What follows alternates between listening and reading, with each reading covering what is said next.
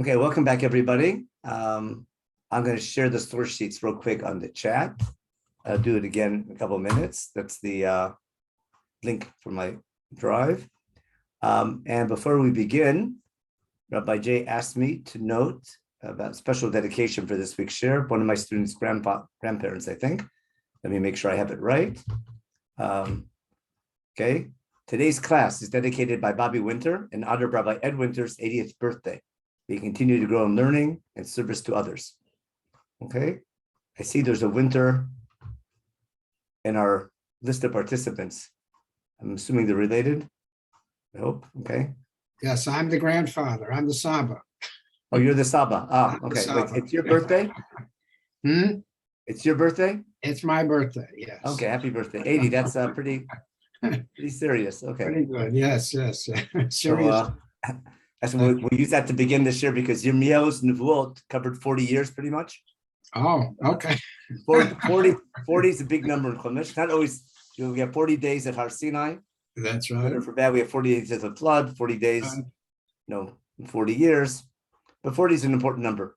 Yeah. And double 40, even more important. Okay, so let me share my screen. I'm going to link, last week's class also, for some reason, I'm not sure why I sent it out. I'm going to share the link later on for last week's class. It's definitely there, but Rabbi J also wrote me that it's not there. So I'll share that later on at the end of class. Okay, let's get to work. And I'm going to give you a warning. Today's share, you probably might have to listen to it again. It won't be complicated, but it'll cover a lot of material. You'll see why. Today we're going to try and solve one of the biggest problems, which has to do with the chronology of the book of Yirmiyahu. Let me just close the chat here and open my share screen, and we'll get started. Okay, so today's class number 7, Sefer Yirmiyahu in Politics and Religion Clash. And because it's right after Shabbat Nachamu, and last week was Tisha B'Av today, so exactly a week ago, we were mourning the destruction, so it would be fitting that today we want to get to the prophecies of future redemption. We'll definitely get there by the end of class, but I want to add something because we haven't covered it yet. We've just mentioned it all through our series. What's the reason for the chronological chaos in the book of Yirmiyahu? Why do I mean chaos? That's going to be the first part of the share to explain where the prophecies of redemption are and why the order of chapters simply doesn't seem to make sense at all. So I'll read my introduction. Our series began during the 3 weeks, a little bit beforehand, and therefore we focused our study on the events that led to the destruction of the temple, the Korban. And Yirmiyahu's goal was not to predict it, but to prevent it. I hope I made that crystal clear. Yirmiyahu was not great because he predicted the temple's destruction. His greatness was that he tried to prevent it from being destroyed. Unfortunately, not he failed, but because ultimately it was destroyed, Yirmiyahu had to give prophecies of future redemption to make sure people don't give up hope. So we'll see later on today. And we focused all along about how Yirmiyahu was encouraging the people to surrender to the Babylonians to save the temple. Of course, they kept on rebelling. That was last week's topic and the week before. This week, we're going to begin our study of Yirmiyahu's prophecy of future redemption. We'll see how they relate to the false prophets that preceded him. But we're going to dedicate the first half of our share to an overall discussion about the structure, lack of structure in the book of Yirmiyahu. So I'm going to begin with a quick outline of the book. We haven't covered the whole book. We only had 6 or 7 weeks, or 8 weeks. So that's not enough to cover the entire book, but we've covered a good portions of it. I'm going to review a general outline of the book and how it's divided up. I want to look at the first 20 chapters as a unit. I'll try to explain why very soon. But chapter 1 was what's called Nevuot HaKdashah, when the Nabi is appointed. We didn't have time to go into it, but it's a famous one. That was the Haftarah for the first of the 3 weeks. Then from chapters 2 to 10, pretty much, was rebuke of the people. We'll see later on, I might refer to that as called the Megillat Sefer, the scroll that Yoakim, possibly, that was the one that he burnt. But those chapters break into 2 sections. From chapters 2 to 6, most likely, for sure includes, but probably might be exclusively, the time period of Yoshiyahu, when things were relatively good. Chapter 7, we saw for sure, was from the time of Yoakim. And most of 7 through 10 is from the Yoakim, even though the last parts you can argue, without getting into the tiny little details. But these first 20 chapters, and then from chapter 11, there's going to be a lot of add-ons from all different time periods. from chapters 11 to 20. We'll try to see what they're doing there. And then the section, I'm going to call the rebuke of the leaders of Am Yisrael. And we're going to talk about this unit from chapter 21 to 29. This whole unit, chapter 21 to 29, we're going to spend a lot of time on it today. Not studying it, but looking at it from a helicopter view. The Nevot of Nechama, which we want to get to today, are going to be chapters 30 through 33, maybe 34, but for sure 30 through 33. We'll call it Nevot of Nechama. They're, which, if you're going to find them, I'd expect them maybe at the end of the book. For some reason, they're in the middle of the book. Okay? Then chapters 35 and 36 are not in chronological order at all. But we'll see later on, they're going to explain the framework of the book. But they don't seem to belong where they are. We'll talk about the Megillat Sefer. Then we have the story of destruction from chapters 37 to 45, which is like a historical appendix to the book. It's written in the style of Sefer Menachem. It's about Yirmiyahu, but the style is very much more narrative and historical than prophetic. Then we have a whole section of Nevot for the other nations, chapters 46 to 51. And we have the final chapter, which is basically a repeat of the last chapter of the book of Kings, closing up the book, the story of the temple being destroyed once again. Seems like a bit of a closure to the book. So that's the book in general. I want to make one key point today. I want to differentiate between the first 20 chapters of the book, and we'll see why I'm calling them a unit, and chapters 21 through 29. What's the main reason? The first 20 chapters, they're basically, first from chapter 2 through 20, they're basically no date stamps. It's very hard to figure out exactly when they were given, unless you study the content and start comparing things. But many times a Navi will give a prophecy, and in the opening line it will give a timestamp, what year it was, what date it was. In the first 20 chapters, we don't find that in the introductory words of each unit, of each chapter, each set of chapters. On the other hand, from chapter 21 through 29, we have a date stamp on every single chapter. And that's strange. Not only do we have a date stamp, the dates keep on changing. From out of chronological order. We're going to go from Tzidkiel back to Yehoiakim, back to Tzidkiel, beginning of Yehoiakim, end of Yehoiakim. We're going to be jumping over the place, and we have to try and see why. I'm pretty sure it's the Abarbanel, if I'm not mistaken, or the Malbim. One of the later commentators claim that Yirmiyahu was so disturbed by the destruction, maybe someone remembers learning it, that he couldn't concentrate, and therefore the book is all over the place. Chronologically, he's just jumping from place to place, and that chaos in chronology reflects the chaotic time period. And not maybe either intentionally or it was left chaotic, or because of the chaotic time, it ended up becoming chaotic. But I want to suggest something else today, and when we get to that in our share. So the first thing we're going to do is I want to first show you, we're going to do a quick scan of the first 20 chapters and show you that there's no headers. I'll do it. I'm going to share my screen. I'm going to stop this share. Let me just check the chat real fast. I think I missed something. Okay. Holly wrote about minimizing my right column. I leave my right column with that stuff that you see, because on my right column, I have your pictures. So I see some people. So that's why I'm leaving the right column. You don't see what I see. On my right column, I see the pictures. That way, that's why I leave it open. Okay, now I'm going to share the source sheet one more time.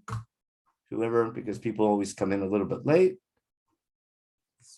Jewish custom, okay. And now we are going to get to work.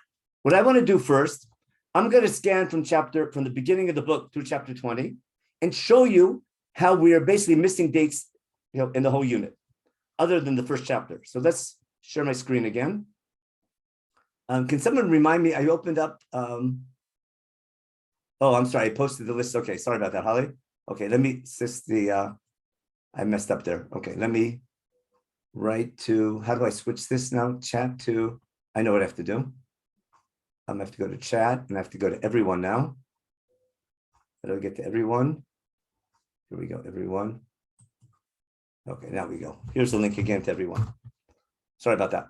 Now, I'm going to share my screen, and hope it's okay. I'm going to use a Hebrew Tanakh simply because we're not studying, we're not translating, we're just noting something. So let me open up my story. You'll need to see my email. That's from Rabbi J. You need to see a Tanakh. Here we are. Yirmiyahu. Yirmiyahu chapter 1. Remember, the opening lines give the 40 years of Yirmiyahu's career. Remember, from year 13 of Yoshiel till year 31 till he died in battle. The 11 years of Yoyakim and the 11 years of Tzidkiel. Total of 40 years. Okay, so we have a date stamp in the beginning. In the Nevot Hakdasha, when Yirmiyahu is first begins, chapter 2, right, doesn't have a date stamp. Shimud Dvar Hashem is very generic, and that goes through chapter 3. I'll just do a quick look. There's no date stamp at the beginning of chapter 3, except in verse 6 in Pasuk Vav. There's a reference by Yomer Hashem Elai b'mei Yoshia Melech. In the middle of Nevuah, in the middle of a topic, there's a flashback to something that God told Yirmiyahu during the reign of Yoshiel, which would probably date this whole unit to Yoshiel, but it's a side point being made in the middle of Nevuah, not the opening line. You'll see what I mean by a date stamp in the opening line very soon. In fact, you know what? Let's jump ahead. I'm going to jump to chapter 21 to show what I mean by a date stamp. Chapter 21, Hadavar Shir Yirmiyahu Meit Hashem B'Sholach Elav HaMelech Tzidkiel Pashur. Okay. So here we know when this happened.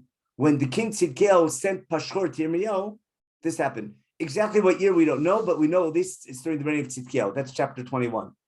Chapter 22, we read that part of it last week. God tells Yirmiyahu to go to the house of the king. And in chapter 22, Yirmiyahu talks about the death of Yoshiel, Al-Tifku Lebet, Yoachaz going into exile, Yoakim becoming king, Yoakim losing his kingdom, Yechonia, and then later Tzidkiel. So we go through all of them. In chapter 20, that goes through chapter 22 and 23. In chapter 24, okay, God showed Yirmiyahu two baskets of teinim, of figs. Okay, when Achrei Hagalot Nebuchadnezzar Melech Bavel Yechonia, after the exile of Yechonia by Nebuchadnezzar, he had that vision. How far after we don't know, but at least we have some type of a date stamp here. Chapter 25 is the date stamp. Remember, we saw this many times. Chapter 25 is in year 4 of Yehoiakim, which is year 1 of Nebuchadnezzar, and that's the Nebuah of the beginning of the 70 years that Yirmiyahu is so famous for. Chapter 26, right in the beginning, what do we have? Bereshit Mamlechet Yehoiakim ben Yoshia Melech Yehuda, early in the reign of Yehoiakim. Notice we went from Tzidkiel back to Yehoiakim. Remember, chapters 21, 22, and 23 included Tzidkiel. 25 and 26 are Yehoiakim. Chapter 27 is most complicated. Why? Because it begins with early in the reign of Yehoiakim, okay? And it continues in a story that happened during the reign of Tzidkiel in year 4 or 5 of Tzidkiel, because chapter 28 gives a date stamp that during the reign of Tzidkiel in the 4th year of his reign. That's when Yirmiyahu and Hananiah ben Azur have that fight we talked about where they break the yoke. Because Yirmiyahu made the yoke both in the reign of Yehoiakim and also during the reign of Tzidkiel. Chapter 29, we have a perfect date stamp. This is a sefer that Yirmiyahu sent when? After Galut Hoyachin, after Nebuchadnezzar exiled Yehoiachin and made Tzidkiel king. Achrei Tzeit Yechonia Melech, and hopefully we'll have time to see chapter 29 later, hopefully next week. So I hope my point's clear. From chapter 21 through chapter 29, I can identify at least the king, if not the exact year, of every Nevuah. Chapter 30, which we'll get to at the end of Shirtei, that's beginning the Nevuot of Nechama. This Davar Shel Yirmiyahu Meit Hashem Lemor, Kol Hashem, Tov Lechat Devarim Eila Al Sefer. The days are coming, and I'm going to bring my people back. We don't have a date stamp, but it's got to be after the Churban because he talks about bringing the people back after their exile. Now, let's go back to. Now we can go back. I'm sorry, and I want to. I simply pointed out from chapter 21 through 29. I know who the king is and pretty much the year of every Nevuah. We didn't find that in chapter 2 or 3. We'll see in chapter 4. Just go real quick. It's the middle of the topic, but started in chapter 3. But there's no date stamp there either. In chapter 5, take a quick look. Okay. No date stamp. Again, you can read it later, check it on your own. You can do it for homework. Chapter 6, again, no date stamp. And chapter 7, we have an introduction without a date. What happens? Hadavar Hasher Yirmiyahu Hashem Lemor, the word of God to Yirmiyahu. Okay, go stand at the gate of the Beit HaMikdash and give this vision and give this message to people coming to bow down to God. We spent a lot of time on chapter 7, and we proved later on that chapter 7 had to be early in the reign of Yehoiakim, because it's when he says Shiloh, the house will be destroyed, and right after that he was put on trial and had to go into hiding. So we know that was probably the 4th year of Yehoiakim. But notice Perek Zayin doesn't say who the king was and when it happened. I can only infer it later on when I learn chapter 26. Again, why chapter 7 here in the same story, continuing chapter 26, we'll try to give an answer for that soon. Chapter 8, the Haftarah from Tisha B'Av, didn't have a date stamp. Chapter 9, no date stamp. Chapter 10, no date stamp. Okay. And in chapter 11, I just lost the book, didn't I? Let me go back. In chapter 11, we have a beginning of a new unit in chapter 11. Right? There's Hashem, the word got to Yirmiyahu. He says, listen to this brit that we're making. He didn't say who the king was, when it's happening, but it talks about a brit, but it's a new unit. We'll talk about that soon. Again, chapter 12, I can prove again, no date. Chapter 13, no date. 14, no date. Again, I don't want to bore you, but for homework, go through, you'll see. You can read, again, from chapter 2, other than that reference to something in the time of Yoshiyahu, there's no way to date any nevuah explicitly from chapter 2 to chapter 20. Now, in chapter 21, I have a king mentioned in the opening lines of every single nevuah. Now, I want to show you, prove to you how chapter 20 is closure. Why? I'm going to switch to an English Hebrew Tanakh now to make life easier for you and for everybody. Okay, we're in chapter 20 in Yirmiyahu. This is not in the source sheet. You'll see why we don't need it. I just want to show you there's a closing here.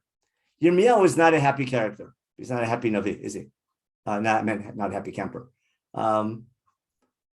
He says like this. Listen to the last 5 lines of chapter 20 and listen how it's closure. Okay? What's Yirmiyahu say? Arur hayom asher yuladati bo. He curses the day that he was born. Yom asher yuladati imi al yabaruch. The day that my mother gave birth to me should not be blessed. It's like a double saying the same thing twice. Okay. Arur ha'ish, cursed be the man asher biser tavi lemor yulad lecha ben zachar. The person who announced the birth to my father that you had just had a male son. Right? He should be cursed. Okay. Okay.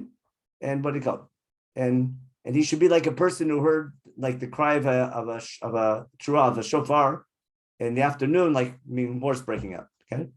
And what's he say? What was he saying? Asher lo motetani mirachem. Yirmiyahu says, I wish I would have died in my mother's womb. Tatili imi kivri v'rachma harat olam. I wish my mother's womb was my grave. Right? And I would have stayed in her womb basically forever. He was wishing he was never born. And he wished that he's cursing the day he was born in his entire life. Listen, finally, Lama zem yerechem yatzati. Why was I ever born? Why did I come out of my mother's womb? The wrote that the Malvi are going to see all this trouble. Okay. His days are consumed in shame. You follow? He is not happy, correct? No doubt about it. Now, someone tell me why this is perfect closure from chapter 1. Who remembers how chapter 1 began? Go back real fast to chapter 1. Remember how the first word that God told Yirmiyahu? Okay. From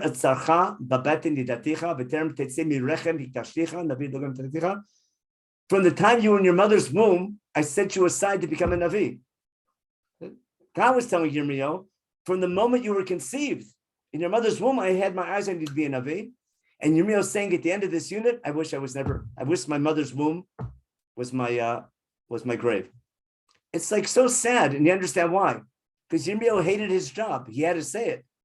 Everyone hated him because he was telling people, remember, to give in the Babylonians. And they blamed him, we'll see later on, for the destruction because he was weakening we talked about that last week a little bit. He's weakening the morale of the troops.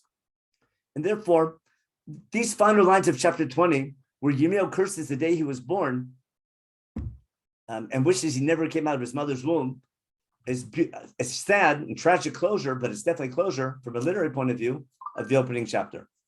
Okay, now, Now watch what's going to happen. I need to explain now, why is it that these first 20 chapters form a unit, and from chapter 21 onward, there's a separate unit way out of chronological order without any date stamp. Okay, now we're going to get to work. I hope the problem is there. As I try to show you the first 20 chapters, what's common in almost all of them, there's no opening date stamp, who the king is when they're written. In contrast, from chapters 21 through 29, where it's crystal clear when they happened. We'll see later on, chapters 33, 34, 35, and 36 also have date stamps. Okay, so I'm going to go back to my source sheet, and we don't need that. Stop the share. We want the chat real fast. Okay, by date stamp, okay, I'll ask Jennifer's question. By date stamp, you're referring to anything historical note within the parsha? Okay, no, I'm talking about a date stamp. I mean, when, for example, Yeshayahu chapter 2, remember? And I'm sorry, on chapter 6 in Isaiah. Okay, when the year that Uzziah died, that's a date stamp. But like I said, mentioning a king, mentioning when it's happening, giving some idea of when the Nebuot happened. Remember Haggai and Zechariah have date stamps in almost all their Nebuot. Many Nebuot in Yeshayahu you can figure out when they were given. Definitely in Yechezkel has date stamps through the whole book. Remember, Yechezkel is year 5 of the Galut, year 6, year 7, and year 9. He's crystal clear when his Nebuot are given. He gives dates on every single one. That's what I mean by date stamp. Okay. So again, so it's quite common. All through Yechezkel, you have date stamps. Through half of Yirmiyahu, we have date stamps. Many times in Yeshayahu, and lots of other Nevi'im have it as well. Now, let's go back to our source sheet. I can undo this share, and share my screen again, and now we'll go to our source sheet, which is over here. Okay. So I call this timeline versus outline. This was the outline of the book. Got it? Chapters 1 through 20, all rebuke of the Jewish people, with a section up to chapter 10, and from chapters 11 through 20, but common to all of them, rebuke without date stamps, and then continue more rebuke from chapters 21 through 20 through 29, but all having some dates in their headers. Okay. Then we have the Nechama in chapters 30 through 34. We'll talk about chapters 35 and 36 in a minute now. And then there's an historical appendix 37 through 45, and another appendix about prophecies for other nations, chapters 46 through 51.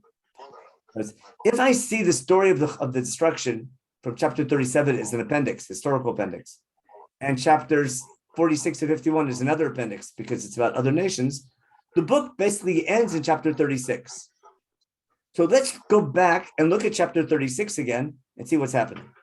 Before we do that, I want to make a point of methodology. I call this timeline versus outline. When we do teacher training and things like that, we talk about this a lot. When you're studying a book, you need to outline the book, for sure. But you also have to make a timeline of the book. Now, in theory, the timeline should parallel the outline. But it doesn't happen that often, and I need to do a quick mute on everybody. We got some background news, mute all. Okay, and we're back to class. Okay, back to our source sheet. Now, just a quick review of the key events. We've been doing this, just a quick reminder. Yirmiyahu has 40 years of prophecy, basically, from the opening line. He begins 18, not in year 18, but from year 13 of Yoshiyahu to year 31. It's 18 years during the reign of Yoshiyahu, 11 years with Yehoiakim, and 11 years with Tzidkiyahu. The key events in year 13 is when the Tshuva movement began, when he begins his career. We studied that in the beginning of Divrei Yamim. We call that the beginning of redemption, as Ashur is falling. The renovation of the temple when they find the Sefer Torah, and they do a big Passover, and they do great Tshuva in chapter 18. And then Yoshia's tragic death in year 31. That was the tragic turn of events that led to Yehoiakim becoming king, supported with Pharaoh, which led him to rebel against the Babylonians, and caused Yehoiakim also to go against God. So Yehoiakim's reign begins with his trouble in his first couple of years. In year 4, Nebuchadnezzar becomes king of Bavel, begins his conquest of the Middle East. That was chapter 25 in Yirmiyahu. In year 8, he rebels against the Babylonians after being servitude under the Babylonians for 3 years. And year 11, Nebuchadnezzar comes in, defeats Yerushalayim, Yoakim dies, Yoachin puts up a white flag, goes into exile, and they appoint Tzidkiyahu king to be subservient to Bavel. In year 4, he plans a rebellion. The rebellion begins in year 5, and that's beginning at the end. And the siege begins in year 9, and the temple is destroyed in year 11. That's a quick review of the timeline of Sefer Yirmiyahu, in contrast to the outline, which is quite different. Now, to explain what's happening, I want to simply go back to chapter 36. Before I read chapter 36, instead of leaving everyone in suspense, I want to explain my theory, and then we'll see it inside. Okay, let me just stop the share so I can see people for a minute and make sure someone's following. Okay. Shelly's question, is there a connection between the start of the Tshuva movement and the fall of Ashur? That was pretty much one of the things we talked about in our first year. I think we did. I should have at least. Is that the fall of Ashur? I used to think with my high school, with my 18-year-olds, I call that ding dong, the witch is dead. Like the happiness that the worst is over. Ashur is giving us trouble for over 100 years, and finally Ashur is falling apart. There's no immediate successor of the Assyrians. Bavel hasn't come into power yet. Egypt is still not on the sidelines, and everything's open, and that causes the great growth of Yoshiyahu, the economic growth and territorial growth during the reign of Yoshiyahu.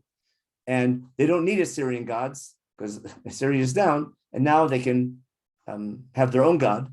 And what I tried to explain was the nationalistic revival, the revival of nationalism, comes hand in hand with the return to religion, not necessarily for spiritual reasons, but for nationalistic reasons. And I don't have to explain too much that sometimes people, for nationalistic reasons, turn to religion, not so much because they're searching for God, but they're searching for some national identity.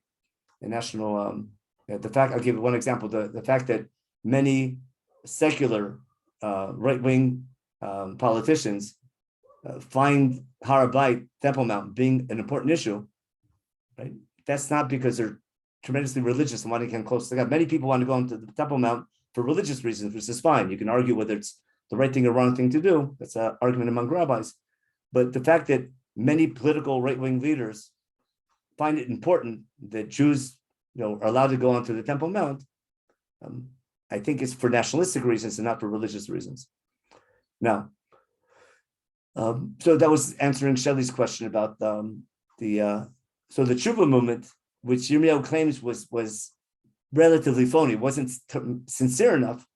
It was basically it wasn't total dedication to God. It was more nationalistic than religious. That's what we talked about in the opening share too. Okay, now let me explain my theory, and hopefully it'll make sense. The theory is based on the title, When Politics and Religion Clash. In chapter 36, which we read already, we're going to go over again. What happened? God told Yirmiyahu to publish all his prophecies, remember? From year 13 of Yoshiyahu until year 4 of Yoakim, remember? To put them in a book, write them, and read them in public in the temple. He couldn't go, but send it with Baruch. To read them publicly, maybe that'll cause the people to do proper repentance, and that'll save the decree of Bavel taking over. It was a last-minute hope, not the Bavel thing, of hoping that the people would give in to Bavel and stop the decree of the temple being destroyed. It was a last call to maybe the people listen in and stop the rebellion and accept Yirmiyahu's prophecy of giving it to the Babylonians. He wrote it all down and published it, but he couldn't be there in public because of the political nature of his nebuah. We talked about over and over again. Now, when the book, with that Megillat Sefer, when that list of prophecies is read in public, it gets to the king. Remember, it goes to the cabinet meeting. It gets to the king. We'll go over it again. And the king burns it. After the king burns it, God tells Yirmiyahu to publish it again.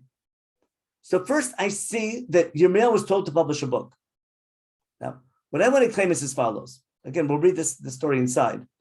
Is that if the king is burning the prophet's books, and the reason for the king burning the prophet's books is because of the political nature, because it says in it, it's predicting the rise of Bavel and giving into Bavel, then what bothers the king are the political prophecies, not the religious ones. If the prophet says, keep Shabbos, be kind to the poor and the needy, You don't need to burn a prophecy to be kind to the poor and needy.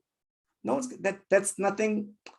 That's not harming anybody. People may not listen to it, but that's not harming anybody. Keep Shabbos, fine. But when the prophet starts saying things that are political, that's when they have to start burning books. Okay? Now, what I want to claim is, if you look carefully, all the topics from chapter 21 and through chapter 29, they're all flammable. Understand what I mean by flammable? You know what flammable means. Meaning the content, we're going to go through it. From chapter 21 through 29, the content is subversive. And there's one primary topic in that entire unit from chapter 21 through 29. It's all about giving in to the Babylonians. It's putting up the white flag to the Babylonians. That's the main topic. And therefore, all those nevuot, which might have been written, had to be kept, it's called Geniza, they were not made public. They were flammable. They couldn't be published publicly. Okay. Now, on the other hand, nevuot about being kind to the poor and the needy and keeping Shabbat and things like that, that's not flammable. What I want to claim is the first 20 chapters, okay, are non-flammable prophecies, okay, and chapters 21 through 29 are flammable. Now, the original works of Yirmiyahu, the Megillat Sefer, when God tells Yirmiyahu, put everything you've written, put it together in a book. Okay, put it together. You don't need a date stamp because the people just heard them in the last 20 years. So my claim is chapters 2, right, through 20, definitely 2 through 10, and then later through 20, maybe with a couple add-ons here and there, are basically famous Yirmiyahu that everyone knows. When Yirmiyahu was popular during the time of Yoshiyahu and Yehoiakim, it's I call it from Yirmiyahu, okay? Yirmiyahu about being good Jews and being kind and being nice. And again, warning that God might get angry, but nothing politically subversive in those chapters. From chapter 21 on, as we'll see in a minute, disastrous from a political point of view, because they're all about giving into Bavel. Therefore, from Yirmiyahu, the first 20 chapters, maybe plus that little add-on at the end, a couple little add-ons in chapter 20, maybe, or 19 and 20. But the gist of the first 20 chapters is about classic repentance, classic rebuke, non-political. Therefore, that was well known. People knew that stuff, but they listened at something else. But that was classic Yirmiyahu that was well known before the temple was destroyed. That didn't need a date stamp.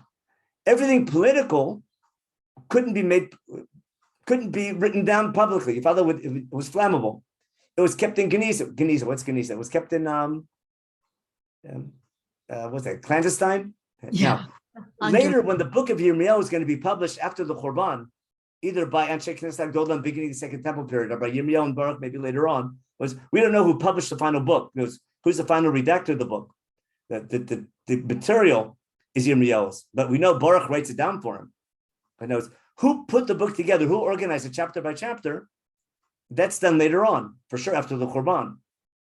And therefore, what happens? What's the redactor have? The redactor has the original Yirmiyahu that was not that wasn't censored, that was written because God tells us to rewrite the book. And then we had subversive Yirmiyahu, which was in hiding. After the Churban, you can bring it up, but the prophetic redactor of be it Yirmiyahu or be it Anshe Knesset Gdola in the beginning of Bayit Sheni, when they put the book together, they keep it in the original units. Okay. Now, the subversive unit, it won't be in chronological order; it'll be in topical order, as we'll see, from the harsh to the harshest to the least harsh. We'll see. Okay.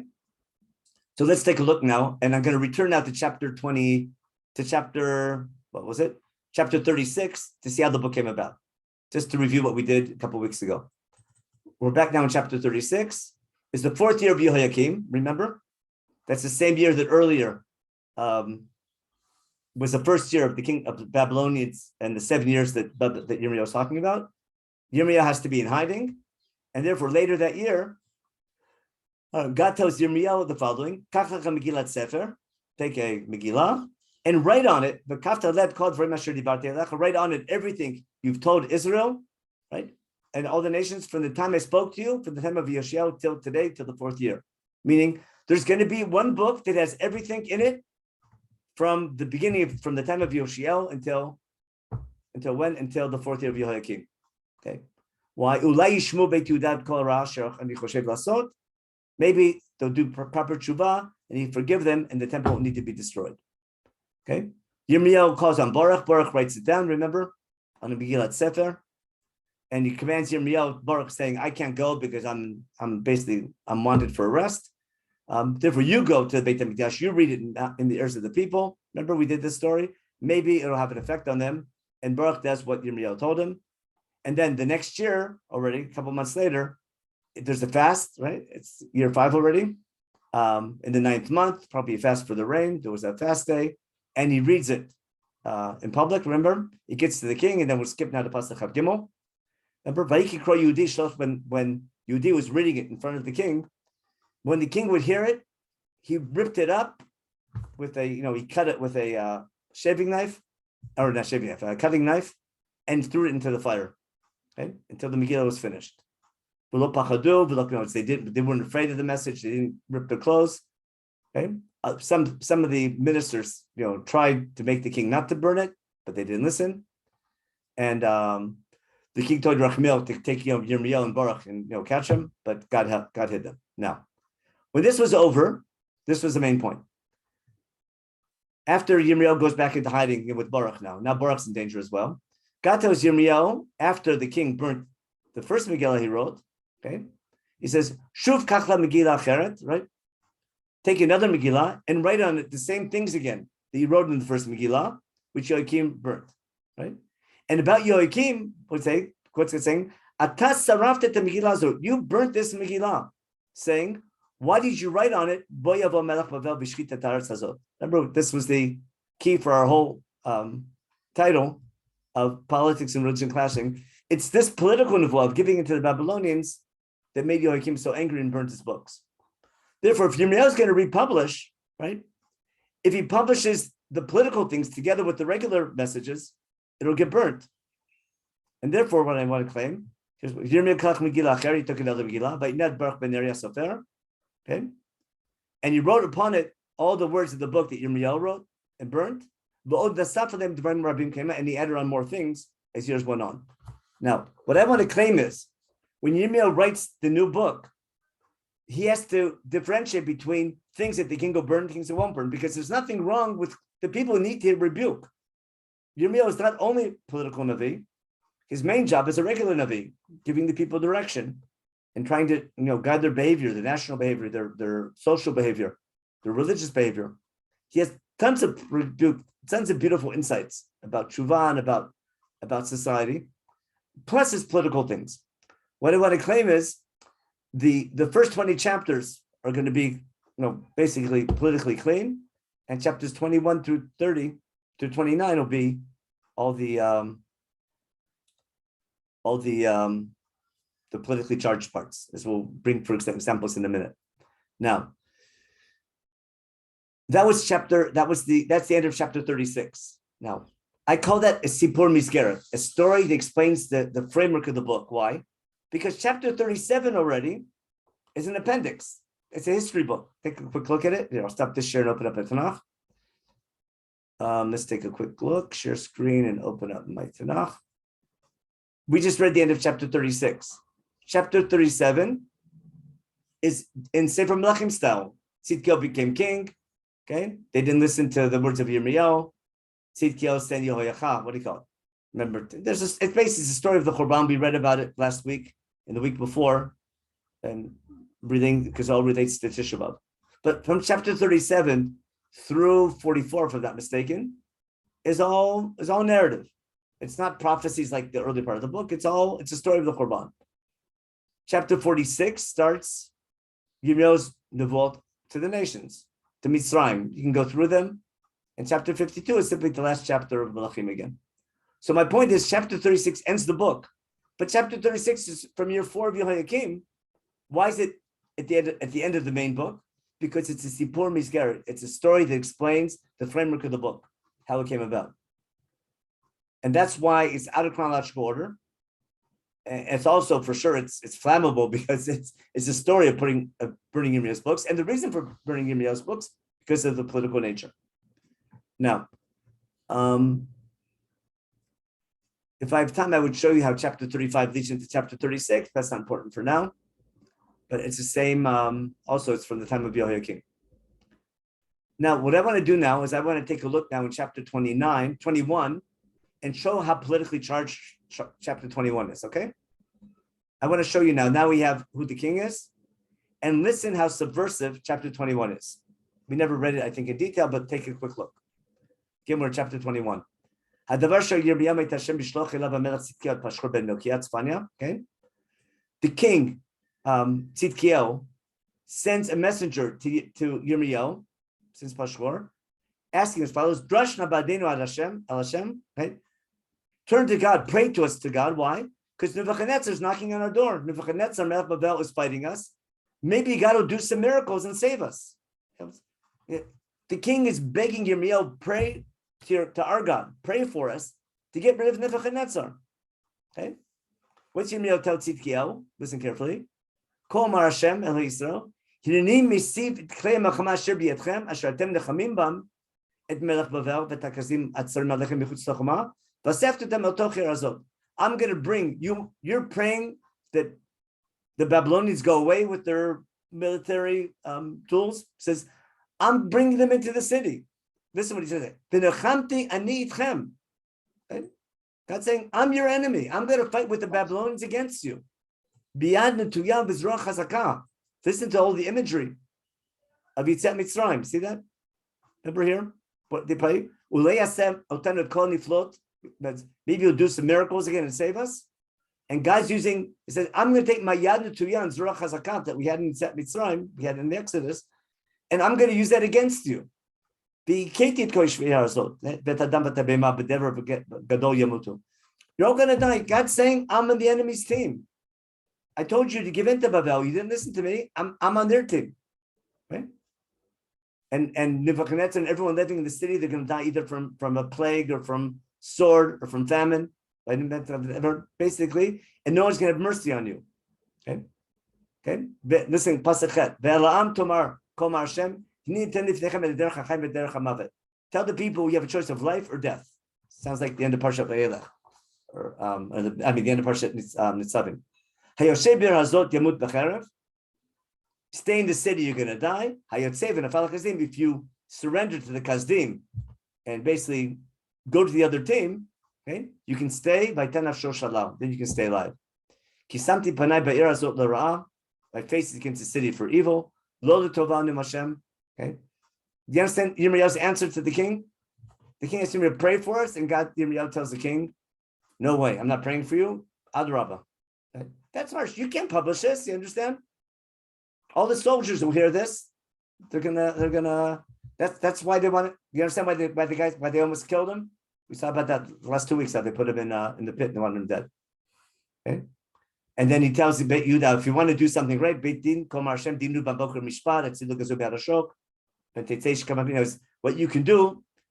You can surrender to Bavel, but you have to do, it's instead focus on doing justice and righteousness, the big thing we've been saying all the way through. Now, more flammable stuff that was chapter 21. Hope that's clear. Remember, chapter 20 had closure. Yirmiyahu cursing the day he was born, or before he was born even, wishing he would have died in his mother's womb. That was closure from chapter 1 through 20, a unit. Chapter 21 are add-ons that could never have been published before the Korban, before the temple was destroyed. Chapter 22 was his key message. Remember, what's he tell the people? Go to the king of Judah. We read this chapter, do mishpat and tzedakah. Okay, and if you do that, and don't rebel, do that, you can stay in this house. Again, if you don't listen to me, okay, the house will be destroyed. And then he goes on to the whole thing about how bad all the kings were. Listen, how can you publish this when Yehoiakim is king? He's talking about Tzidkiyahu, about Yehoiakim, how bad he is. Basically he's accusing the king of corruption, only caring about his own wealth, comparing him to his father. Okay, and he has saying, all you care about is corruption, etc. And therefore, God says about Yehoiakim ben Yoshem el Judah, he won't even get a hesped. He's going to die a terrible death, be buried like a donkey. Got it? So you can't. Then he starts yelling at Yehoiachin. What's he say? First, he complains about what's he say about Yehoiachin. He makes fun of Yehoiachin. Yehoiachin. Okay, and then he complains later. He talks about Tzidkiyahu, hopefully to do something right. But again, chapters 22 and 23. In 23, he yells at all the not just the king. He yells at all the Nevi'im, all of the false prophets. So it's God's prophets who claim to be God's prophets, who are giving false prophets. He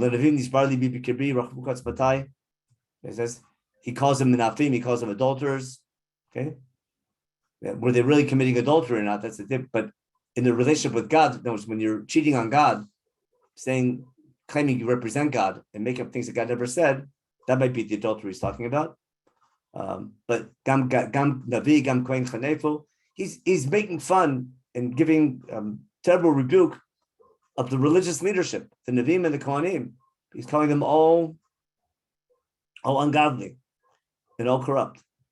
Okay, and it's a terrible attack on Uvadiv Shomno. It's that they call them. Basically, he talks about Navi Yerushalayim.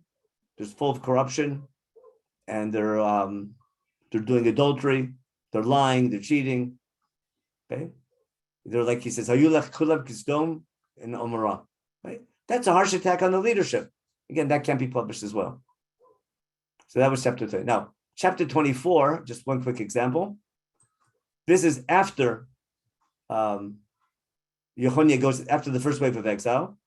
He sees two baskets of figs. One basket is really good figs, right?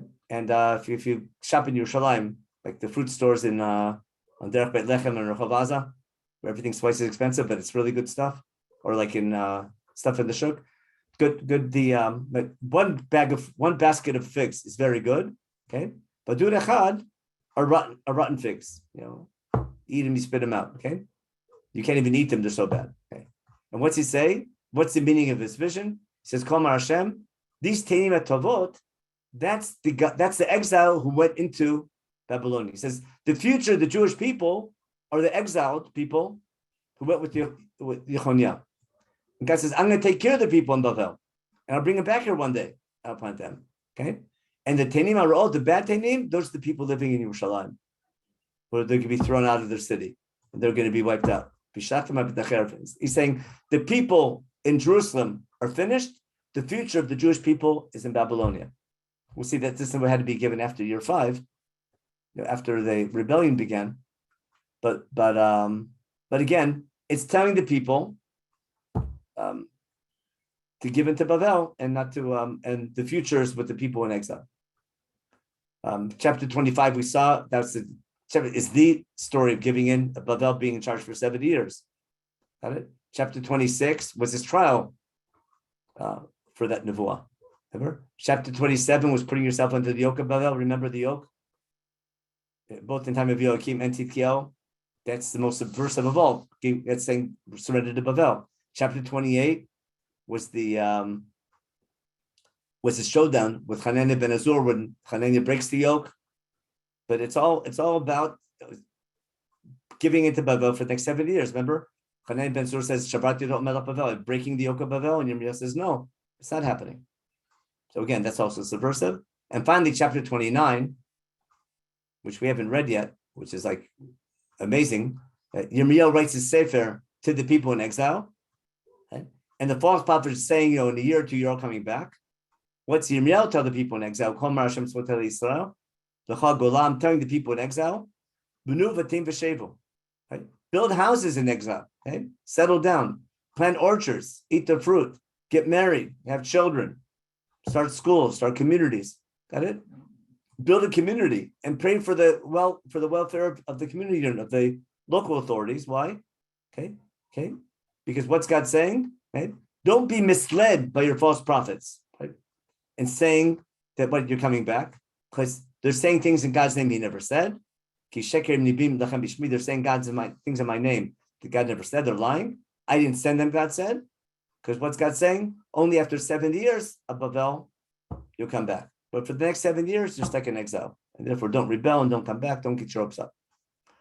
Now, so therefore I'm trying to show you everything from chapters 21 through 29. All have date stamps, and they're all subversive. So my claim is, whoever redacted Yirmiyahu, be it made men of the Great Assembly, they're from. It might be Yirmiyahu himself. It might be Baruch. It might be, because we'll see next week what happens. Yirmiyahu's life ends in Bavel. In Mitzrayim, in Egypt. Okay? He's not in Israel. He ends up in Egypt. We don't know how he died, when he died, if he ever made it to Bavel later on, and who published his works. We know there's a big community in Egypt that remains all through the Second Temple period.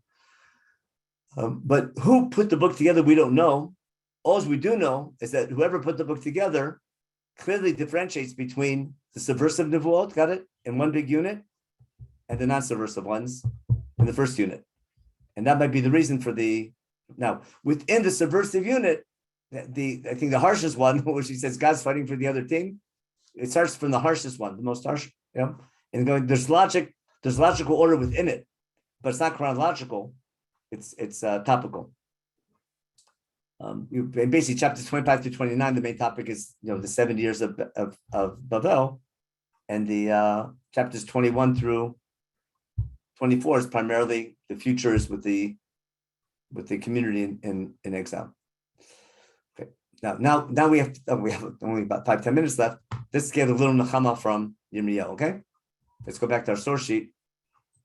And now, why did I leave this for the Nechama? The Nechama is not the end of the book. It's after the unit after the flammable unit, after the subversive unit. When the unit of the 7 years of giving the Babylonians is over, which was the reason for the Khurban, that's why I have Nechama. Now, why is that important? I'll do this more in detail next week. But Yirmiyahu's biggest problem now is the false prophets who are saying it won't happen. Most of God's prophets were saying the temple won't be destroyed and we can defeat the Babylonians. And therefore, once the Babylonians take over the city and destroy it, and the temple is destroyed and the city's finished, okay, what's going to happen? The people are going to give up hope because their prophets told them it's not going to happen. And therefore, Yirmiyahu's main message is, despite the words of the false prophets, remember I told you so? And saying, but don't give up, it's not over. One day you'll come back.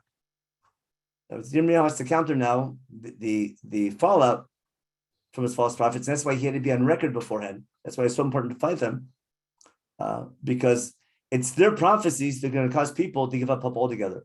And Yirmiyahu wants to make sure that people don't give up hope on Judaism, and one day they will return, even though they're going into exile. Remember, it's the first time Am Yisrael as a people goes into exile. So let's take a look now we'll take 5-10 more minutes, and we'll read a little bit of Nechama. Okay. This is chapter 30 is super famous. Okay.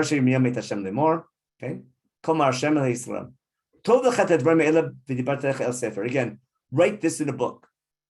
This is like 2 times. I'm pretty sure it's unique to Yirmiyahu, where God tells the Navi to publish his works. He'll have Yecheskel write things, but Yecheskel is going to write a Megillah and eat it.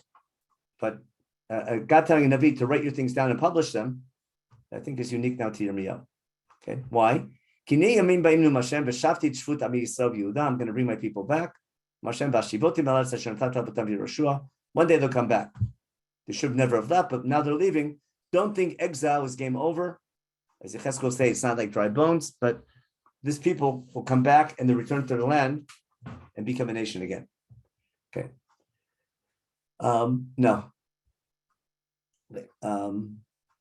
No, he's talking about the Churban happening. We hear this terrible voice of fear. Okay. And look how he makes fun of the men, how fearful they were in the time of the destruction. Okay. Okay. He says the men look like they're women having children. Okay. In other words, their faces are so scared for the Babylonian takeover. The men are looking like women in transition or in labor. Okay. You can read later the details. Okay. Now here's the famous line: "Hoi kol gadol ki gadol yomahu ben kamo veit tzarhi leYaakov v'menu yivashea." A time will come. There'll be terrible trouble, but there'll be a time of trouble for Yaakov. But it's Yeshua. It's salvation will come from that. It's a famous line. It's Eight Sarah, but from the time of trouble, we'll have salvation. Okay. Finally, at that time, the yoke of Bavel will get off your neck. Okay. Now it's this submission to Babel is only temporary. One day it'll break it off. And then what would they do? They can serve their God under their own king. They'll return one day to sovereignty and the kingdom of Judah. Now the famous line, Vatati Rabbi Yaakov, Smirot Mitzvah Shabbat is taken from here. Al Techat Yisrael, don't be afraid, because I'm going to redeem you from far away. Mashiach Merchok, that's calling about return of the exile. I'll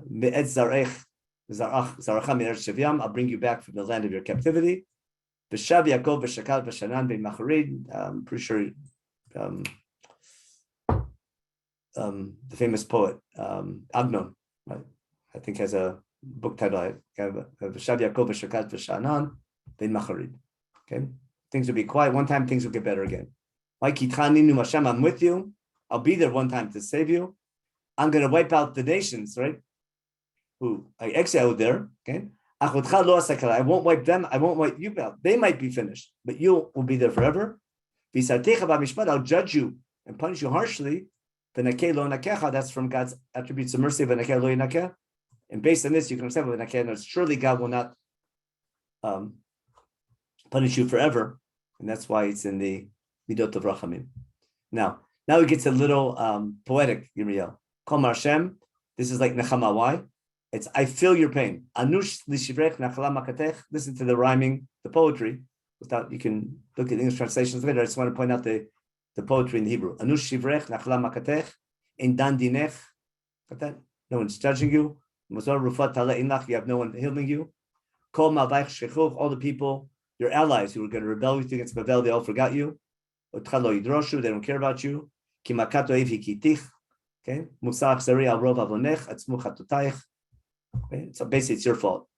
Okay, is matizak al shivrech. Why are you crying to me about your troublesome situation? Anush machovech al rov avonech. You're to blame because of all your many sins. Asmu chatutayich asit ko ela. You're to blame.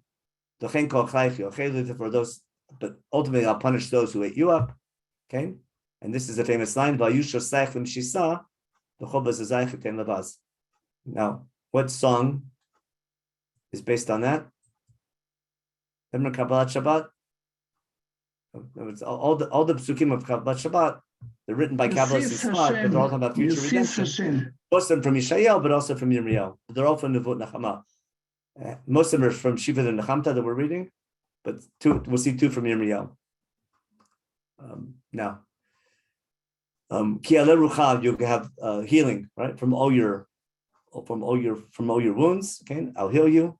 Because they called you. Everyone felt sorry for you. No one cared for you, and I'm going to be there to take care of you. Okay? And the final line, I'll bring you back. I'll bring back your homes. I'll have mercy on you. I think it's also in Kabbalat Shabbat. Barmon amishpato yeshev. Now the sea will be back, built on its tail, on its mound, and things are back. And then there'll be sacrifices of thanksgiving. And what do you call it? Things will be, the children will grow up like the good old days. And then finally, we'll have our own king. I think modern day Israel has, how good that is, you can argue. But Adiron means the prince will be our own. We'll be sovereign upon ourselves. Okay? Remember, all through Beit Sheni, we're under foreign rule. But ultimately, one day we'll be masters of our own destiny. Okay?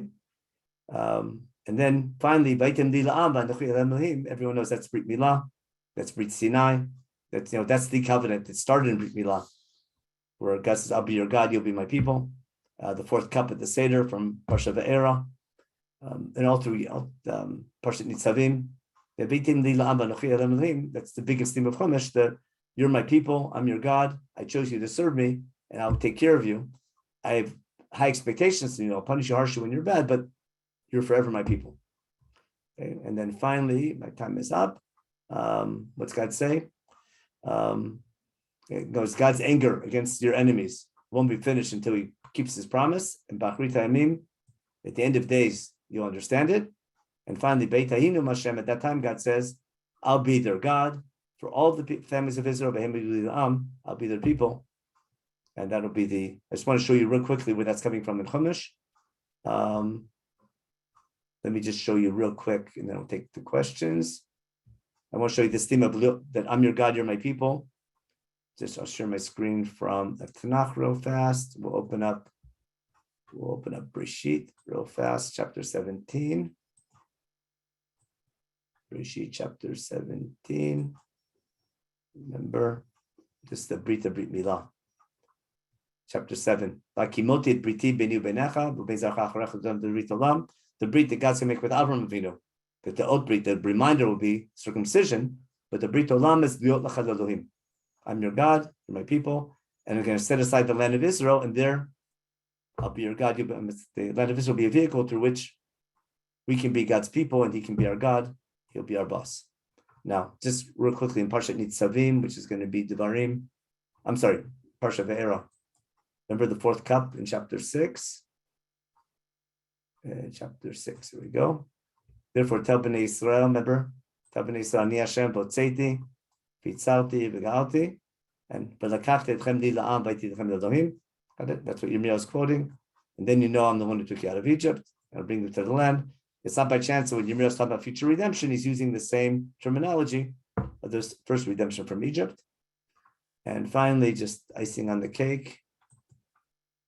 And Deuteronomy, Nitzavim is chapter 29, maybe, or maybe 30. 29. Then Nitzavim hayom kolchem. Okay. Yeah. Remember, Atem Nitzavim kolchem lifnei Hashem lechem rashechem. L'avracha b'vrit Hashem, to pass in front of a covenant with God, which He's making with you today. L'man hakim otcha hayom do la'am v'yilchad Elohim. See that phrase that Yirmiyahu was quoting? Let's make it highlight it. No, I can highlight it there. Highlight it with, this is highlight, it's fine. Okay. I'll establish you as a people, and you'll be my God, as He told you, and as He swore to your forefathers, okay. And it's not only I'm making this brit with you, those there, with Moshe Rabbeinu in the desert, and on all future generations as well. Yirmiyahu is obviously referring to the Brit in Nitzavim, the Brit in Yitzat Mitzrayim, and coming back to Brit Milah. And basically, as long as we're in Devarim, we just read this week in Chumash. Remember for the Ten Commandments, Hashem Elokeinu Karatim Anu Brit B'Chorev. That was a Brit God made with us. And then we have the Ten Commandments and attempt to limam lefet koni v'goy kadosh, that same theme that we had all through Chumash. Okay, now I'll take a stop here and check the chat real fast and answer questions. Okay. Okay, yeah. Okay. Where are we? Okay, I knew I should have brought up politics. 1 second. Of course, saying the reason for some go to Rabbi is nationalistic, but in the religious hope, it's a whole can of worms, exactly. Okay, yeah. So that's I didn't want to open up the can of worms. Let's just bring in an example that you can have religious revival for nationalistic. You can have religious revival that's more nationalistic than religious. There's nothing wrong with that. Not evil, but it's not. I'm just saying it's something that happens. Okay, Jennifer's asking, is there any element of the text that suggests that Hashem Himself hardened the people's hearts? No, I don't know. God's telling all the time. God did that to Pharaoh, but God was hoping to the last minute the people would do tshuva. God didn't want them. Okay? The people hardened their own hearts. And and I told you, the false prophets, the people are being punished because the prophets are saying what the people want to hear, not what they need to hear, what they want to hear, and that's why they're just as responsible for them as the false prophets. Okay. Shelley's asking, maybe Ezekiel isn't told by God to publish his prophecy because return after 7 years would be subversive to government. We'll see that. We'll see that in Yirmiyahu chapter 29, that the Babylonians are going to roast alive, like on a spit. They're going to kill 2 prophets, saying Babel's going to fall. And Yirmiyahu told them it's going to happen. Because we can't say subversive things in Babylonia. When we get to the vote of the other nations in Yirmiyahu and Yecheskel, there's a good reason why Yecheskel doesn't talk about the fall of Babel. We can't do that. A Navi in Babel can't talk about the fall of Babel. Yirmiyahu can talk about the fall of Babel, ultimately, because he's going to be in Egypt, or be in Israel when he says it. Now, but Ezekiel is, he isn't told to publish, he's going to be published naturally, but Yecheskel's dry bones, and Yechezkel's Nevuot of Nechama are not subversive to the. He's not saying they're going to fall. He's not saying the Babylonians are going to fall. It's just saying you're going to come back to your land one day. And it's only 1 or 2 chapters, and it's very cryptic. Okay, and what's families of Israel mean? What mishpo? That's a good question. Does it mean the 12 tribes, including the 10 tribes up north? That's always a big question. But we know Yirmiyahu. What Chazal say is that when Yirmiyahu, when they found the Sefer Torah, Yirmiyahu was bringing the Golim back, and after Ashur wiped out the 10 tribes, the 10 tribes that did come back when Ashur fell, basically mingled with Yehuda, and that's why Sancheriv came, and the whole division to 12 tribes is pretty much gone after Sancheriv. That's how it's Chazal's understanding. Alrighty, okay. Anyway, my time is up. Our time is up, and just summer vacation time also. So we'll take it easy. I know I have at least one more class in Yirmiyahu. I'm going to ask for 2 because I know I can spend a whole year on Yirmiyahu, but I think I want to squeeze one more weekend during Ben Azmanim before Elosman starts. So hopefully we have 2 more classes in Yirmiyahu. I'll check with Rabbi J if it's okay. But we have to finish up Nevuot of Nechama, which in Yirmiyahu we have the ones we read in Zichronot, in davening, Haben Yakir Li Ephraim. We can't skip that. And then we have the story of Gedaliah, which is like fascinating. And the end of Yirmiyahu's life, you'll see why he wanted to die. He says it's just so sad the end of his life, but we'll have that tragic ending later on. Okay, so everyone, any other questions out loud, or we'll call it a day, as they say. Okay, so have a good week, everybody. And as announced, I have no idea what the schedule is this week, but I'm sure you'll get emails from Rabbi J, who's on vacation hopefully today. Okay, take care, everybody, and happy birthday again to Mr. Winter. Okay, and hope we'll see you at 90. Yeah. Okay, They will. Thank you so much. bye-bye. Bye.